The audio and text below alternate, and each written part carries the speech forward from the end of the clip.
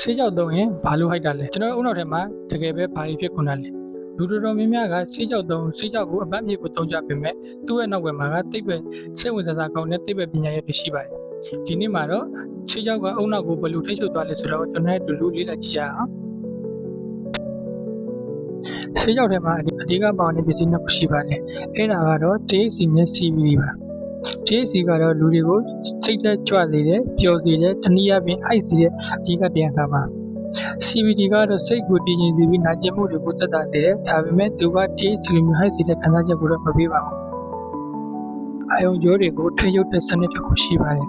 အဲ့ဒီထဲမှာဆေးကြောက်ရဲ့အာနိသင်ကိုလက်ခံရရှိတဲ့ဆက်လေးတွေရှိနေပါတယ်THC လို့ခေါ်တဲ့ဓာတ်ပစ္စည်းကအုံနောက်ထဲမှာရောက်သွားတဲ့အခါအဲ့ဒီလက်ခံဆက်လေးစီမှာတော့နဲ့တော့အိမ်လိုမျိုးကွက်တီသွားရှိလိုက်ပါတယ်အဲ့ဒီကမှာကျွန်တော်တို့ရဲ့အာယုံခံစားမှုအရှိန်မှတ်သားမှုနဲ့ပျော်ရွှင်မှုတွေကိုထိန်းချုပ်တဲ့အစိပ်ပိုင်းလေးတွေကပုံမှန်တဲ့ပိုအလုံးလုံးပုံပြီးဟိုက်တဲ့ခံစားချက်ကိုရလာတာဖြစ်ပါတယ်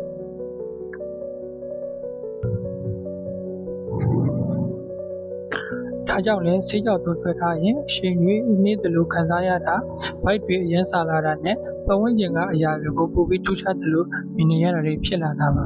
ဒါပေမဲ့တစ်ဖက်မှာလည်းပညာပိုင်းဆိုင်ရာနဲ့ဆုံးဖြတ်ချက်ရှားတဲ့အပိုင်းတွေမှာကတော့ခဏတာထုတ်ထွင်းသွားတတ်ပါတယ်အရာတိုင်းမှာအကောင်းနဲ့ထွန်းထွန်းနေတာကြီးပါပဲဆေးကြောက်ကိုဆေးဘက်ဆိုင်ရာသုံးဆွဲလို့ရပေမဲ့အလွန်ကျူးသုံးဆွဲတာကတော့ပြဿနာရှိနိုင်ပါတယ်အထူးသဖြင့်အုံနောက်ဖွံ့ဖြိုးဆဲဖြစ်တဲ့အသက်25နှစ်အောက်လူငယ်တွေမှာမှတ်ဉာဏ်လျှော့ရင်းတာနဲ့စိတ်ကျန်းမာရေးထိခိုက်တာမျိုးတွေလည်းရှိနိုင်ပါကြတယ်ဘုဒ္ဓရဆိုတာကတော့အလင်းအောင်တစ်ခုပေါ့ကိုယ့်ရဲ့အုံနောက်ကိုဘယ်လိုအရာတွေကလွှမ်းမိုးနေလဲဆိုတာကတော့သိထားခြင်းတော့အကောင်းဆုံးပါပဲအားလုံးပဲဘုဒ္ဓရရကြပါစေ